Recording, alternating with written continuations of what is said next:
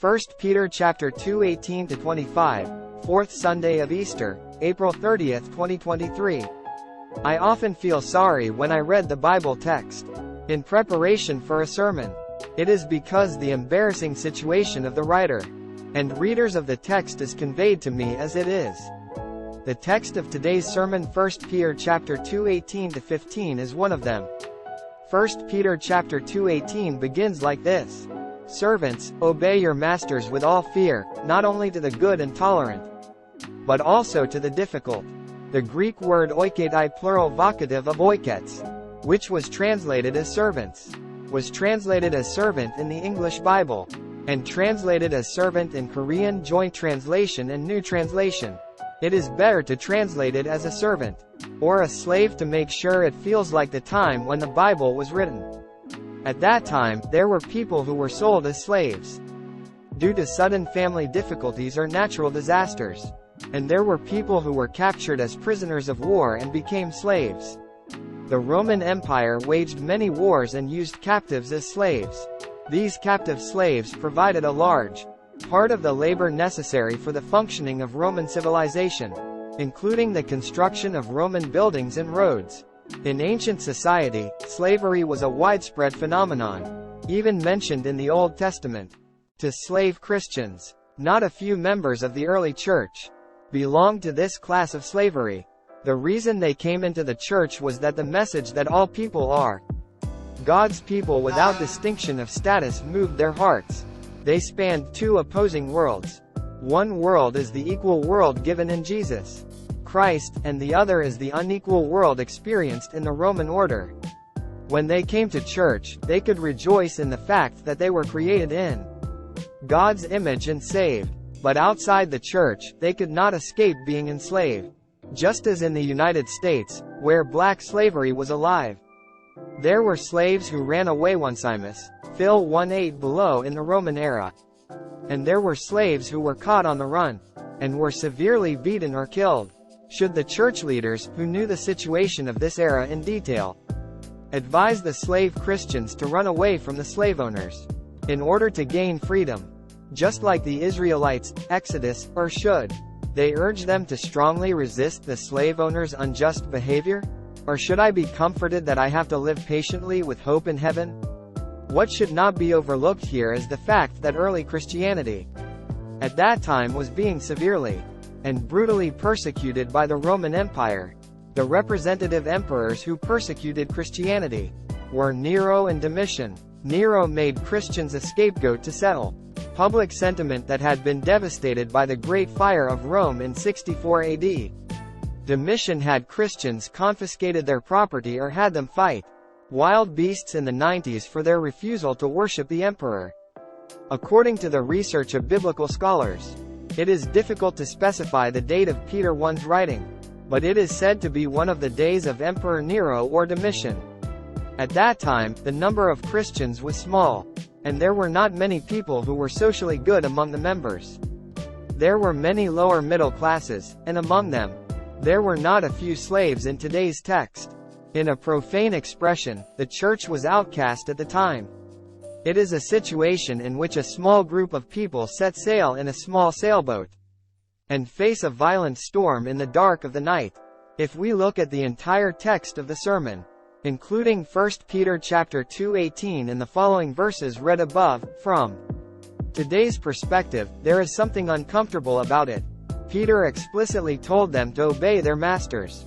He tells them to obey not only the tolerant masters, but also the demanding masters. In verse 19, he goes one step further and tells us to be patient, even when we are treated unfairly. Putting aside not being treated well, makes no sense to put up with being treated unfairly. Verse 20 is infuriating, not uncomfortable. It may sound like a mockery to some. Listen, what credit is there if one suffers for sins and endures it? But if you suffer for doing good and endure it, this is commendable in the sight of God. Do you agree with this statement? If a pastor were to preach these verses without any background explanation, he might be called insane. It is the proper attitude of a Christian to do his job diligently, while enduring without resisting any misdeeds of a vicious entrepreneur. or the desirable attitude of a Christian wife. To be patient with a husband who is nagging and often angry. Why is Peter saying such nonsense? I said earlier that slavery was a common phenomenon in ancient times. Slaves could be bought and sold as goods. Masters had the right to inflict corporal punishment on their slaves. There was no way to escape these limitations of the times. The only way was through force. Like the slave wars waged by the gladiator Spartacus in the 1st century BC. Spartacus may have been recorded in history as a hero of his time. But a huge number of people died in that war, and as a result, the freeing of slaves did not happen. An everyday analogy is this. Conflicts often arise between apartment floors over noise. It is best if it can be resolved through dialogue. However, if the other person has a mental problem, and is incapable of resolving the conflict, there is no point in arguing about right and wrong. If left unchecked, it can escalate into violence. And, in extreme cases, life-threatening. Should I put up with it at a time like this? Or should I die and fight and win? In the era of Martin Luther, like the Donghak Revolution in Korea, the Peasant Revolution took place. At first it started in a peaceful way. But with each passing day it took on a violent aspect. Opinion was divided between the two reformers. Thomas Müntzer insisted that the church take the lead and side with the peasants until the end. And Martin Luther initially sided with the peasants, and then sided with the lords. When the peasants became radical, the reason for Luther's change of attitude is clear. It is because it was seen that it was beneficial to Christians to maintain evil order rather than anarchy. Such a theological concept is Luther's famous theory of the two kingdoms Zweireichlehre. Luther's theory of the two kingdoms followed Romans chapter 13 1-7, which revealed Paul's views on the Roman government at the time. Everyone must obey the superior authorities. There is no authority except from God, for all authority has been ordained by God. Rom 13:1 I didn't speak. It emphasized the fact that the attitude of life is wise, not losing the really precious part of our lives that we should not miss in the world's trials and tribulations. Figuratively, what good does it do to subdue the other? If a couple gets caught up in a battle of pride or bickering and loses the nice spring days and sunshine and prayers and hymns, the question is whether we know what is truly beneficial in our lives, and whether we are experiencing it. So Peter pointed out the fact that Jesus Christ became our example in verse 21 and below of today's text. If you are angry at being treated unfairly, Peter's words may exacerbate your anger. Right now, I'm on the verge of dying because I'm angry, unfair, and hurt my pride. And since we're not even Jesus, is it fair to say that we should live like Jesus? I'm not saying to live like Jesus. But you can't live like that, but to know what happened to Jesus. As I said in a parable before, even if your nerves are sharpened by a couple's fight, if you experience the joy of life that spring brings, your life won't be completely destroyed by such a fight. As you are already well aware, Jesus remained almost silent during the Sanhedrin Inquisition and the political trial of Governor Pilate. Jesus could argue that the charges of blasphemy and social disturbance charged against him were unjust, as a defendant would defend himself in court. But he said nothing. If so, the book of Revelation would have described Jesus Christ as a lamb. It is a mistake to think that because he is the Son of God, and because he had a calling to save mankind, of course he should. The Gospels explicitly point out that Jesus wanted to avoid crucifixion. Jesus himself could not have thought that mankind could be saved through the death of the cross. The reason why Jesus was silent even when he was treated unfairly was because he believed in the fact that God judges righteously. Like an infant in his mother's arms, he completely surrendered himself to God's righteousness. It would be difficult to accept such a statement lightly, because in the world we have experienced, it seems clear that God's justice is not properly executed. If you remain silent even after experiencing injustice, you will be ignored more in the world, and the world will not change at all. I am not saying that even if you are wronged, you must endure unconditionally and leave everything to the righteous God. When we fight, we must fight. When you appeal at work, you have to appeal. Each of us must make our own judgments and act according to the situation in which we live. However, we must be aware of the fact that the world and our lives may change righteously through such efforts. And sometimes all those efforts may fail. This is because humans do not inherently have the ability to discern or practice what ultimate righteousness is. He is a very peculiar being who can be unjust even while shouting justice, and can be arrogant while giving love. Inside of us, Adam and Eve disobeyed God's command out of a desire to obtain the ability to know good and evil. And they killed their younger brother Abel for the fact that they were not recognized, and said, "Do you know that I am your brother's keeper?" It is the teaching of the Bible that there is Cain, who excused the murder of an elder as if verbally arguing with God. Please understand that I am expressing a little extreme. How unjust would it be if North Korea, which is hostile to us, was injustice, and how just would it be if the United States, which the Korean government is now approaching as if it were a no-go, was just? If the people outside the church are worldly, how worldly will they be?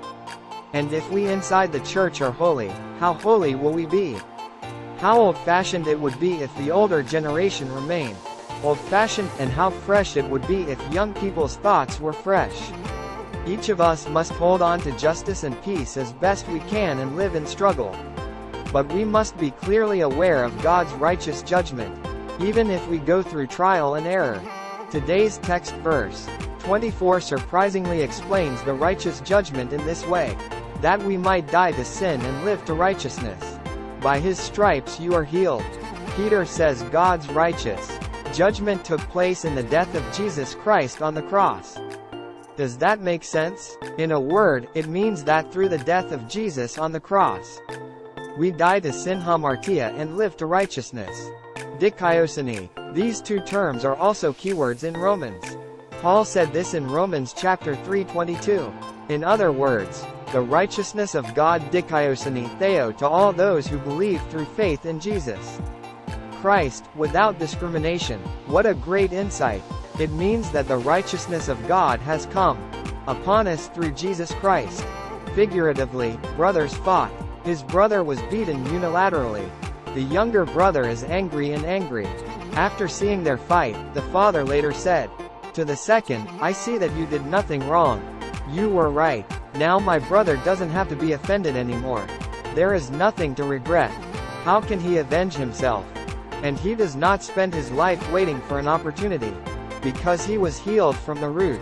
So Peter said, "By his stripes you are healed." Here, being healed, iathet, you have been healed as healing, in modern terms. Listen carefully. God's righteous judgment means that God does not destroy those whom we judge to be evil, but that we enter deeply into a relationship with God, the source of life. Fundamental healing takes place there.